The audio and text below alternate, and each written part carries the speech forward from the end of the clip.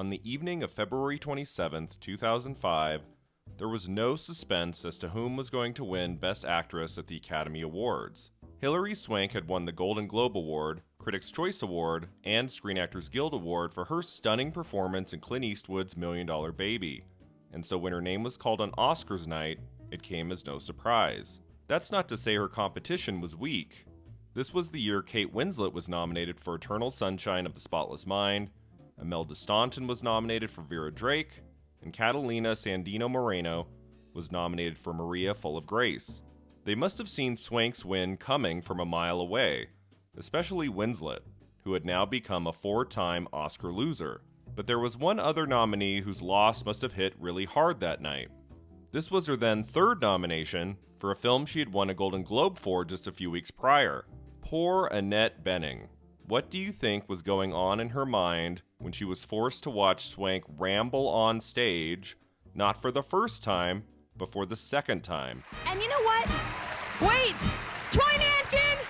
Troy Nankin, my best friend and publicist! Thank you! Yes, Bening not only lost at the Academy Awards again, but she also had to lose to the same person as the time before. Hilary Swank has been nominated for 2 Oscars in her career, both of which she won.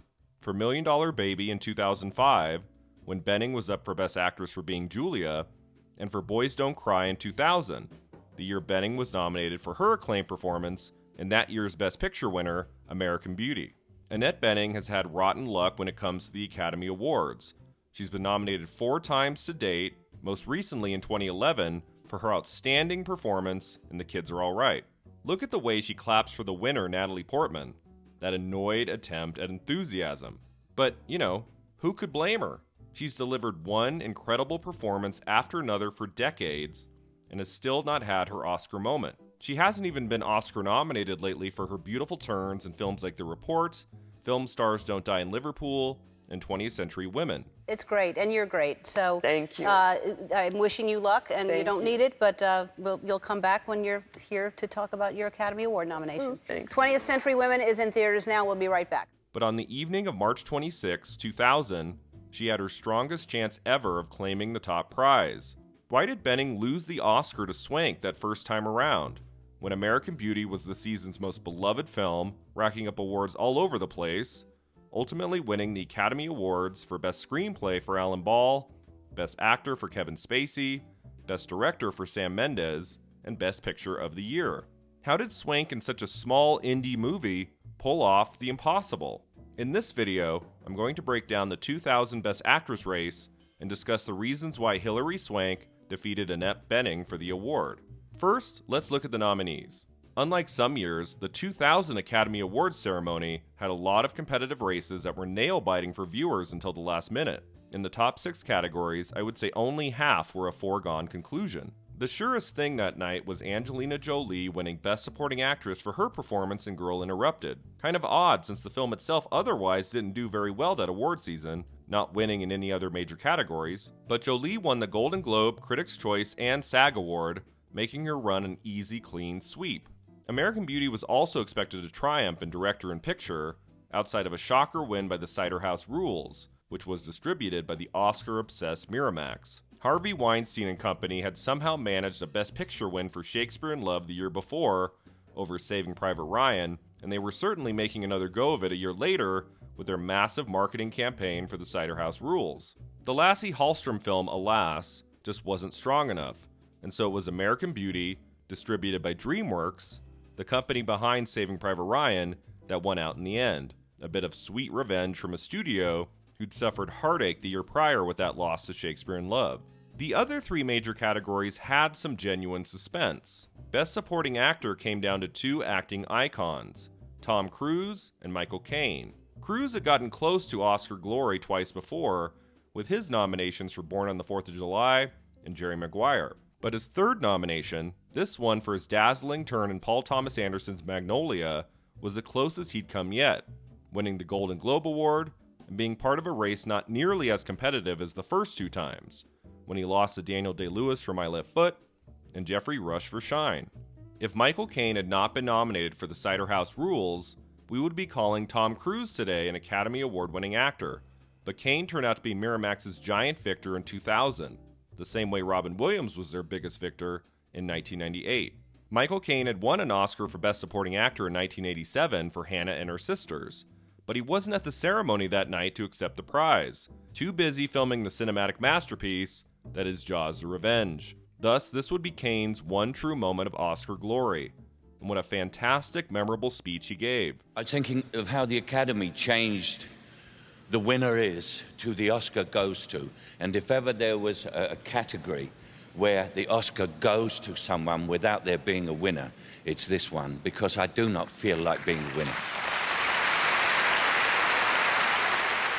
Another category that wasn't a given was Best Actor, which came down to Kevin Spacey for American Beauty and Denzel Washington for The Hurricane. Spacey, now better known for making Christmas videos, was definitely the frontrunner, but in those weeks leading up to the Oscar ceremony, there was a lot of buzz around Washington's performance and his chances of a win. He won a Golden Globe Award for his performance, and remember, he hadn't won for Training Day yet, so many were hoping he could pull off his first ever Best Actor trophy. But the adoration for American Beauty and Spacey's terrific performance carried the now disgraced actor all the way to the finish line. Finally, there was Best Actress, also a genuine nail-biter, Annette Bening and Hilary Swank neck and neck to the end.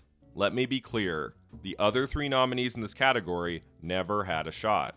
Julianne Moore would go on to finally win an Oscar in 2015 for her performance in Still Alice, but she never had a legitimate chance in winning for any of the previous times she was nominated. Not for The Hours or Far From Heaven in 2003, not for Boogie Nights in 1998, and definitely not for The End of the Affair in 2000.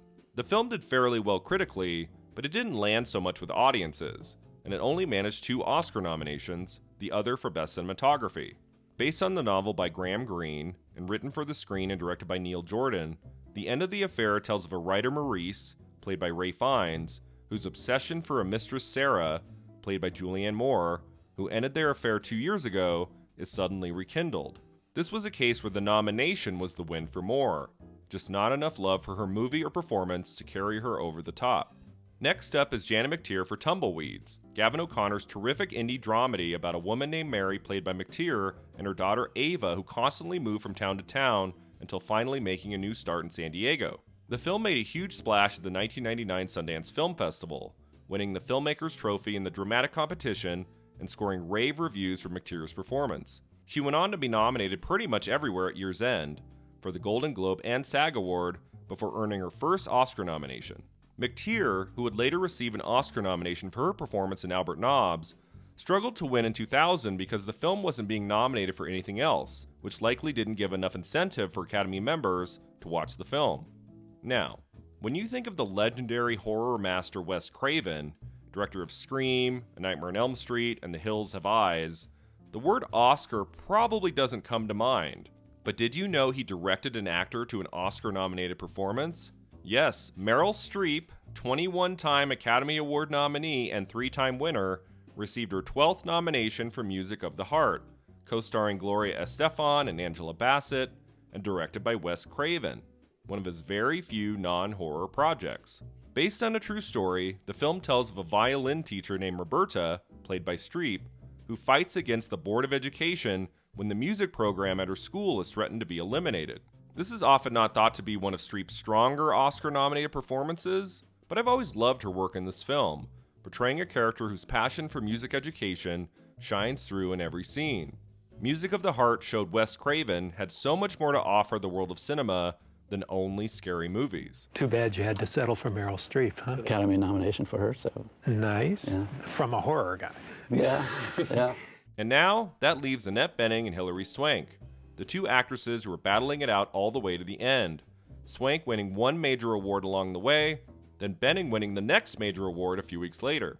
Bening made her film debut in 1987's Great Outdoors, and very quickly thereafter appeared in Valmont and Postcards from the Edge. In 1991, she received her first Oscar nomination for her supporting turn in The Grifters, losing to Whoopi Goldberg for Ghost, and throughout the 1990s, Bening turned in one great performance after another in films like Bugsy, Richard III, and The American President. You have asked me to join you in representing our country.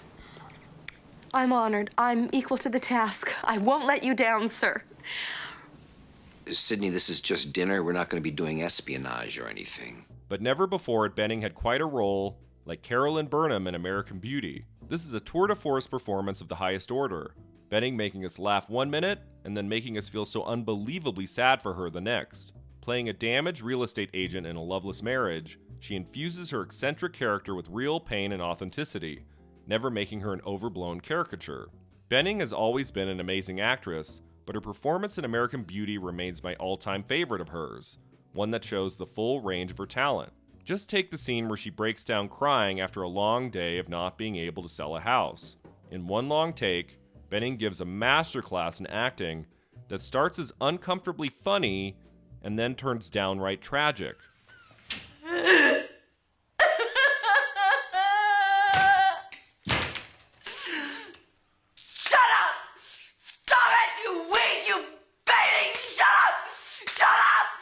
She is incredible in this scene and the entire film. She hit a roadblock at the beginning of the award season when she lost the Golden Globe for Best Actress in a Motion Picture Drama to Hilary Swank for Boys Don't Cry. But then the race got really interesting because Swank didn't win the Screen Actors Guild Award for Outstanding Performance by a Female Actor in a Leading Role. Bening did. It still to this day bodes better to win a Golden Globe for Drama rather than the SAG Award, but getting that SAG trophy halfway through award season always brings with it a level of Oscar buzz an actor won't find anywhere else. Bening didn't go into Academy Awards night the favorite by any means, but she had a legitimate shot at the trophy after that SAG win, especially with a film that was the most beloved of the entire season. It was looking like American Beauty would likely win Picture, Director, Actor, Screenplay, why not Actress too, and make the film only the fourth in history after It Happened One Night, One Flew Over the Cuckoo's Nest, and The Silence of the Lambs to sweep in all 5 top categories. Well, the reason that couldn't happen was Hilary Swank, and her astonishing performance in Kimberly Pierce's indie drama Boys Don't Cry, a dramatization of the real-life story about Bran and Tina, a transgender man played by Swank who finds love with a girl named Lana, played by Chloe Sevigny, but ends up the victim to a brutal hate crime. Boys Don't Cry was one of the most critically acclaimed films of 1999, premiering at the New York Film Festival that October and going into the award season with tons of nominations for both Swank and her co-star Sevigny at the Golden Globes, SAG, and Oscars. Swank had appeared in a few things before, like Beverly Hills 90210 and The Next Karate Kid, but Boys Don't Cry was the true launch to her career, her turn as Tina raw and real and powerful throughout, her scenes with Sevigny so tender and romantic, and the scenes towards the end devastating enough to rip your heart out. They'll be down. Just make sure you get out. Okay. Her out-of-nowhere bravura performance couldn't be ignored, no matter how small the film might have been in a collection of mostly larger studio, Oscar-friendly movies. Indeed, Boys Don't Cry was really small, made on a budget of just $2 million, with subject matter that at times was extremely violent and potentially difficult for many audiences to take. So how did Swank in this little movie beat out Bening, the female lead of a giant critical and commercial hit that earned more than $100 million at the box office? Here are the 3 main reasons. The first reason Annette Bening lost was a matter of the size of her role in the film. Unlike Swank, who's in nearly every scene of Boys Don't Cry, Bening is only in parts of American Beauty, sometimes disappearing for 10 or even 20 minutes at a time. She's in a lot of the beginning, but not as much in the second half, which puts her somewhere on the bubble between lead performance and supporting performance. American Beauty works as a great ensemble, the film winning the SAG Award for Best Cast in a Motion Picture, but in many ways it's Kevin Spacey's film, far more about Lester Burnham's journey than it is about Carolyn's. I actually wonder if the Academy had put Bening in supporting instead of lead if she could have beaten Angelina Jolie, the way Viola Davis won her Oscar by going supporting for Fences rather than lead and facing off against Emma Stone. Swank is the clear lead of her film, but Bening isn't the clear lead of hers, and so that might have hurt Benning's chances in the weeks leading up to the ceremony. If Jennifer Connelly could be considered a supporting actress in A Beautiful Mind, then Bening absolutely could have gone supporting for American Beauty. If anyone knows what it's like, it's Annette Bening. You've been nominated, is it 4 times? Yes. 4 times? Yes. Wow, never won of it, but 4 times! You really have to bring that up. The second reason Bening lost is that her performance has a comedic edge to it in more ways than almost anyone else in the film. The over-the-top quality to her character might have struck enough Academy voters as cartoonish, are only there for comedic relief. For example, when she says lines like these. I think using illegal psychotropic substances is a very positive example to set for our daughter. This is a $4,000 sofa upholstered in Italian silk. This is not just a couch. Oh, please, excuse me. I must be psychotic then. If you don't complain, what is this? Yeah. Or when she's the butt of the joke, like in the classic drive-thru scene. Buddy, this is my... Her husband. We've met before, but something tells me you're going to remember me this time. Although I think she made the character extremely real at all times, some voters might not have felt that way, thinking the comedic aspect of her character wasn't enough to win her Best Actress. Now, again, Bening did win the SAG Award for her performance in the lead actress category, so this is not to say Hilary Swank ever had the Oscar in the bag. I would go as far as to say that Swank won by a very narrow margin, and not a large one. What does all this mean to you? Well, it means to me that I'm being recognized for my work in a movie that I'm very proud to be a part of. But alas, Swank did win the Oscar, and the third most important reason Bening lost was that ultimately Swank delivered a better, richer, dramatic performance in Boys Don't Cry. It might have been hard in the beginning to get enough voters to watch Pierce's film. After all, Boys Don't Cry was only nominated for 2 Academy Awards versus American Beauty's 8 nominations. American Beauty was the bigger commercial hit at the time too, so more voters were likely to watch it over Boys Don't Cry. So what won this for Swank in the end was the incredible quality of her performance, the kind we usually only get from an actress once in a career, made all the more exciting when it's a face few people know. But Swank managed to do it a second time, winning her second Oscar 5 years later for $1 Million Baby. The truth is, I after doing Boys Don't Cry, realized how really few and far between the great roles are. And I'm beyond thankful for finding $1 Million Baby and the producers giving me this film, 5 years later. I thought maybe it's once in a lifetime and it'll never be a role like that again. And I'm just really lucky that it's only been 5 years. And I would suggest the main reason Swank won in 2005 was that her performance was so strong, Academy voters had no choice but to give her a second Academy Award on only her second nomination, beating poor Annette Bening once again. Hell, the two even squared off a third year in 2011 when both were nominated for a SAG Award, Bening for The Kids Are All Right and Swank for Conviction. That award would go to Natalie Portman for Black Swan, but it was a likely final rematch between the two that showed no matter how many years go by, both Annette Bening and Hilary Swank continue to give us fantastic performances and show they're both of the caliber to earn not just one Academy Award, but several. Now all that needs to happen is for Bening to win her first goddamn Oscar. Let's make it happen, and soon. Are you listening, Academy? Our doubt is our passion is our craft, and our task, and the rest is the madness of art. Thank you. Thanks so much for watching. If you enjoyed this video, don't forget to like and subscribe, and tell me in the comments below who you think should have won Best Actress in 2000. Do you think Bening should have taken it? Or did this Oscar always belong to Swank? See you next time.